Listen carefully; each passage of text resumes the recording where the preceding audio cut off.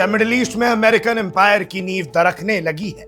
Iran की revolutionary guard corps यानी IRGC की मिसाइल स्ट्राइक्स ने उस जॉर्डन को भी हिला दिया है जिसे वॉशिंगटन का सबसे पक्का और भरोसेमंद पार्टनर माना जाता था। जी हां दर्शकों, जॉर्डन अब ट्रंप से हाथ जोड़ के कह रहा है कि भैया हमारे देश से चले जाओ वरना ईरान हमारा नामो निशान मिटा देगा। सबसे बड़ा सवाल यह है, क्या डोनाल्ड ट्रंप की सुपर पावर रणनीति अब गल्फ और अरब देशों में एक बड़ी बगावत को जन्म दे रही है? दर्शकों, आज हम मिडिल ईस्ट के उस बारूद के ढेर की बात कर रहे हैं जहां एक छोटी सी चिंगारी पूरे इलाके को भस्म कर सकती है। बीते कुछ दिनों में जॉर्डन, ईरान, यूएस और गल्फ देशों के बीच जो घटित हुआ है उसने पेंटागन से लेकर व्हाइट हाउस तक सनसनी फैला दी है। सोशल मीडिया पर दावे किए जा रहे हैं कि जॉर्डन ने यूएस आर्मी को अपनी जमीन से बाहर का रास्ता दिखा दिया है और उसके ऊपर से न्यूयॉर्क टाइम्स के एक आर्टिकल ने ऐसी खलबली मचा दी है कि अब मिडिल ईस्ट में ट्रंप पर से भरोसा उठ रहा है। इस सनसनीखेज दावे के पीछे की पूरी जियोपॉलिटिकल हकीकत क्या है, आइए इस वीडियो में समझते हैं। क्या किंग अब्दुल्ला II ने वाकई ट्रंप एडमिनिस्ट्रेशन को आंखें दिखाई हैं? यह मामला जनता के उस भड़कते गुस्से का है जो अब काबू से बाहर हो रहा है। आइए इस पूरी कहानी की एक एक परत को खोलते हैं।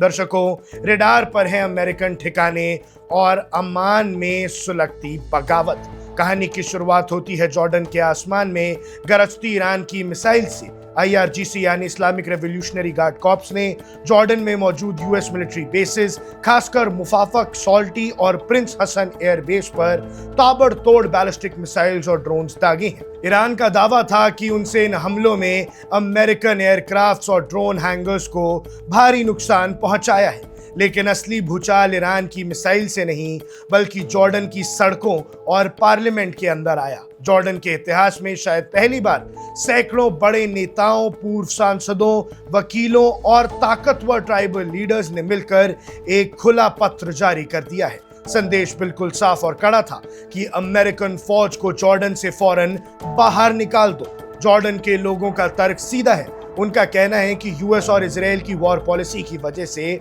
जॉर्डन बिना वजह ईरान के निशाने पर आ गया है। जब यूएस जॉर्डन की जमीन का इस्तेमाल ईरान पर हमले करने के लिए या इजराइल की सुरक्षा के लिए मिसाइल्स इंटरसेप्ट करने में करता है तो ईरान का पलटवार यूएस मिलिट्री बेसिस पर होता है और नतीजा ये होता है कि जॉर्डन की सॉवरेनिटी खतरे में पड़ जाती है। सिटीजन्स खौफ में हैं और उनका टूरिज्म और इकोनॉमी पूरी तरह बर्बाद हो चुकी है। क्या जॉर्डन की सरकार ने अमेरिकन सैनिकों को बाहर फेंका है? अब आते हैं उस सबसे बड़े सवाल पर जिसका जवाब देने के लिए आप ये एनालिसिस देख रहे हैं। क्या जॉर्डन की सरकार ने यूएस ट्रूप्स को सचमुच में निकाल दिया है?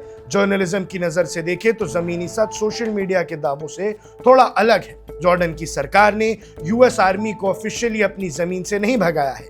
जॉर्डन में आज भी लगभग 4000 अमेरिकी सोल्जर्स तैनात हैं और ये देश यूएस सेंट्रल कमांड के एक बहुत ही जरूरी हब में से एक है। तो फिर बगावत की खबर क्यों फैली? खबर फैली क्योंकि जॉर्डन के रॉयल फैमिली और सरकार के खिलाफ जनता का गुस्सा अपनी चरम सीमा पर पहुंच चुका है। जॉर्डन के जो टॉप लीडर्स हैं वो तो अमेरिका के साथ है, लेकिन अब जॉर्डन की आवाम, जॉर्डन के मुसलमान और कई सारे लोग जॉर्डन के अंदर जो पैलेस्टीन से ताल्लुकात रखते हैं वो अब बहुत गुस्से में हैं और अब वो ईरान के साथ ये जंग नहीं चाहते। वो चाहते हैं कि उनकी जमीन से यूएस सैनिक भाग जाए। जॉर्डन के किंग अब्दुल्ला II एक भयानक धर्म संकट में फंस चुके हैं। एक तरफ वॉशिंगटन है जो जॉर्डन को हर साल $1.6 बिलियन से ज्यादा की डायरेक्ट मिलिट्री और इकोनॉमिक एड देता है। जॉर्डन का बजट और उनकी आर्मी काफी हद तक यूएस की इसी फंडिंग पर टिकी हुई है, यूएस की मेहरबानी पे टिकी हुई है। दूसरी तरफ उनकी अपनी जनता है जो यूएस और इजराइल के अलायंस से नफरत करती है। जब जॉर्डन की पार्लियामेंट में एक एमपी ने मारे गए यूएस सोल्जर्स के लिए शोक जताने का प्रस्ताव रखा तो पूरे पार्लियामेंट में हंगामा मच गया। एमपीज ने चिल्ला चिल्लाकर यूएस पर बेकसूरों के कत्ल का आरोप लगाया। ये इस बात का सबूत है कि जॉर्डन की जमीन पर अमेरिकन प्रेजेंस अब वहां की सरकार की गले की हड्डी बन चुकी है। ट्रंप का गुस्सा और गल्फ देशों का खौफ इस पूरे जंग में दूसरे सबसे बड़े मोड़ है। वॉशिंगटन का रवैया, खासकर प्रेसिडेंट डोनाल्ड ट्रंप का रुख। जॉर्डन में यूएस बेसिस पर हुए हमलों के बाद ट्रंप ने अपने ही अंदाज में बहुत सख्त बयान दिया। ट्रंप ने साफ लफ्जों में धमकी दी है कि हम ईरान को इसका बहुत करारा जवाब देंगे और यूएस एयरफोर्स ने सऊदी अरेबिया के साथ मिलकर इराक में मौजूद ईरान बैक ग्रुप्स पर भारी बमबारी भी कर दी। लेकिन ट्रंप के इस एग्रेसिव रुख से बाकी गल्फ देश सऊदी अरेबिया, यूएई, कुवैत और कतर राहत महसूस करने की बजाय और ज्यादा दहशत में आ गए हैं और ज्यादा डर गए हैं। वजह बहुत साफ है।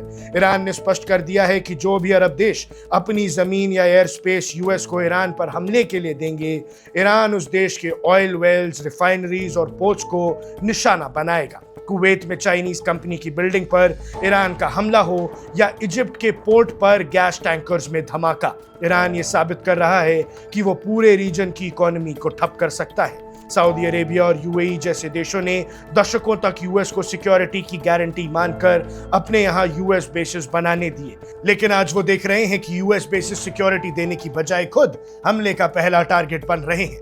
गल्फ देशों के रूलर्स अपनी विशाल ऑयल इकोनॉमी को आग में नहीं झोंकना चाहते। यही वजह है कि सऊदी डिफेंस मिनिस्टर ने जब ट्रंप से मुलाकात की तो उन्होंने हमलों में हिस्सा लेने के बावजूद पीछे के रास्ते से डी-एस्केलेशन यानी जंग रोकने और बातचीत की गुहार लगाई। अब क्या ईरान अपनी चाल में कामयाब हो रहा है?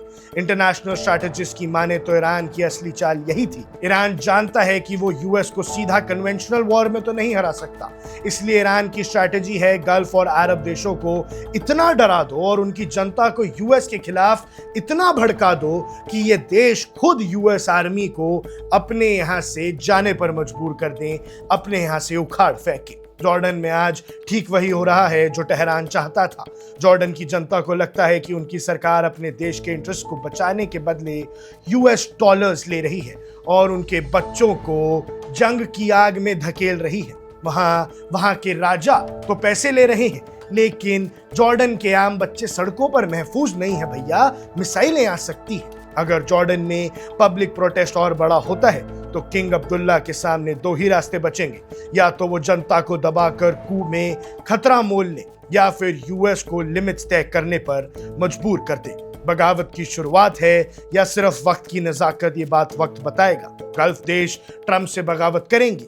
जर्नलिज्म के अनबायस्ड लेंस से देखें तो कोई ये रातों रात होने वाली बगावत तो नहीं होगी, पर धीरे धीरे उस बगावत की तरफ चल तो दिया है। गल्फ देश यूएस के खिलाफ वॉर का अनाउंसमेंट नहीं करेंगे, लेकिन वो अब यूएस के हर ऑर्डर को मानने से इनकार कर रहे हैं। वो यूएस बेसिस के यूज पर रिस्ट्रिक्शंस लगा रहे हैं, ईरान के साथ बैक चैनल डिप्लोमेसी बढ़ा रहे हैं और धीरे धीरे चाइना और रशिया की तरफ अपना झुकाव बढ़ा रहे हैं ताकि अपनी सिक्योरिटी के ऑप्शंस खोल सके। जॉर्डन में जो सुलग रही है वो पूरे मिडिल ईस्ट की नई हकीकत का आईना है।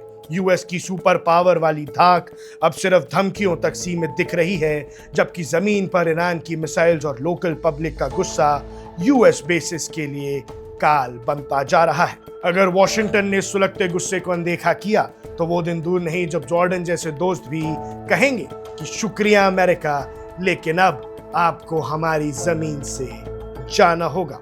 आप इस पूरे जियोपॉलिटिकल ड्रामा पर क्या सोचते हैं? आपकी क्या राय है? हमें कमेंट सेक्शन में जरूर बताइएगा। आप देख रहे हैं वन इंडिया, मैं हूं आकर्ष Kaushik. Subscribe to One India and never miss an update. Download the One India app now.